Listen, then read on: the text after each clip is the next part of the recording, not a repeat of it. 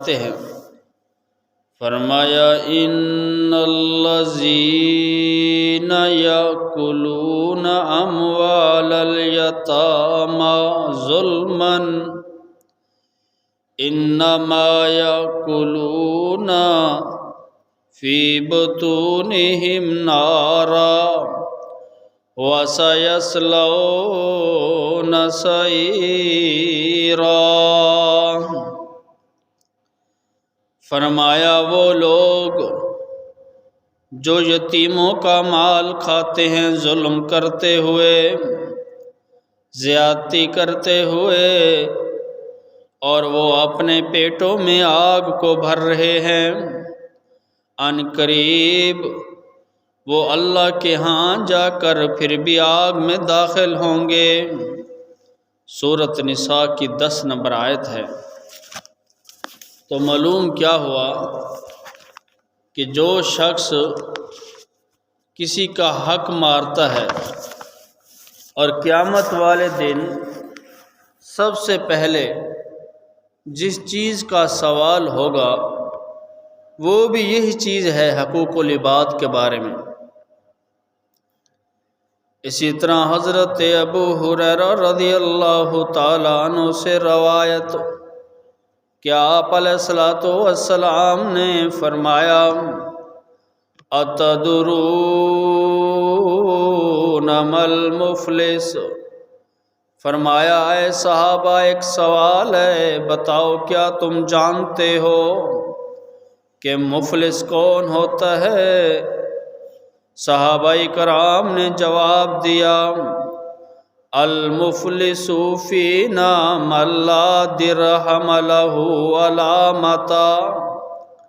فرمایا مفلس وہ ہے جس کے پاس نہ درہم ہو نہ کوئی اور ساز و سامان۔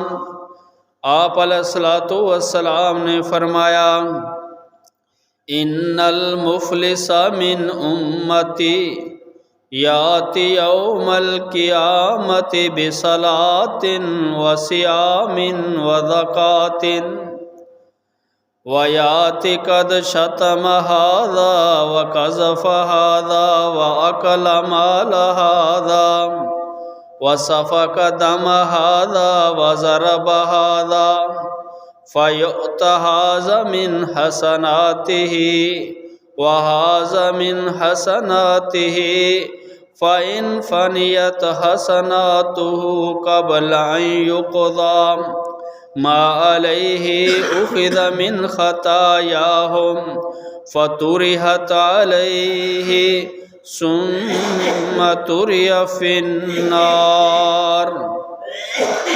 فرمایا میری امت میں مفلس وہ ہے جو قیامت کے دن بڑی نمازیں پڑھ کے آئے گا، بڑے روزے رکھ کے آئے گا، بڑی زکاتیں لے کر آئے گا، اور اس نے کسی کو گالی دی ہوگی، کسی پر بہتان باندھا ہوگا، کسی کا ناحق مال کھا لیا ہوگا، کسی کا خون بہایا ہوگا، کسی کو مارا ہوگا، لہٰذا ان میں سے ہر ایک کو اس کے حق کے بے قدر اس کی نیکیاں دی جائیں گی، اور اگر ان کے حقوق پورے ہونے سے پہلے اس کی نیکیاں ختم ہو گئی تو ان کے گناہ لے کر اس کی گردن میں ڈال دیے جائیں گے اور پھر اسے جہنم میں رسید کر دیا جائے گا۔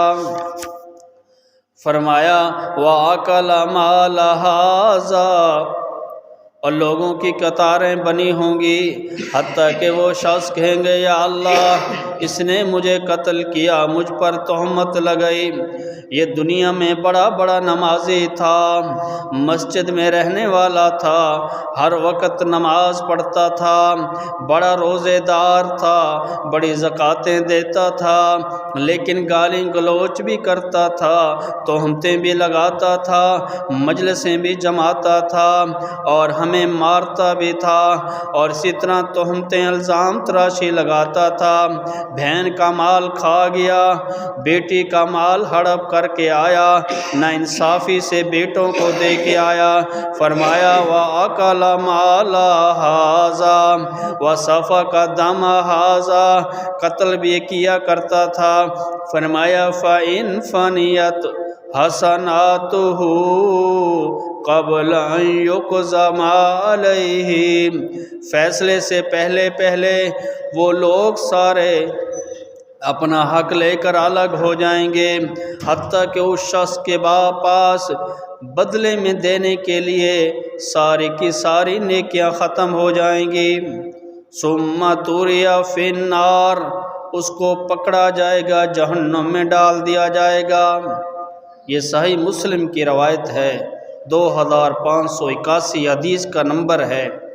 آپ اندازہ لگائیں کہ دنیا میں بڑا نمازی تھا، بڑا روزے دار تھا، بڑی زکوٰۃیں دیتا تھا، لیکن بہن کا مال کھا گیا، بیٹی کا حق نہیں دے گیا اور لوگوں کے حقوق کا خیال نہیں رکھتا تھا، آخر کار جہنم میں چلا گیا ہے۔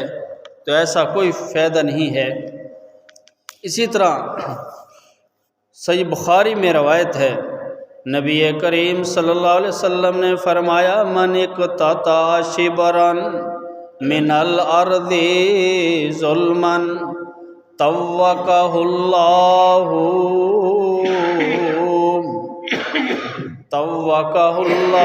سبع ارضین، فرمایا جو شخص کسی کا ایک بالشت برابر زمین کا حصہ ظلم سے وہ اپنی طرف لے لیتا ہے یا اس پر قابض ہو جاتا ہے، فرمایا طوقہ اللہ یوم القیامہ سبع ارضین، اللہ تعالیٰ 7 زمینوں کے برابر اس کو گردن میں طوق پہنا دیں گے قیامت والے دن۔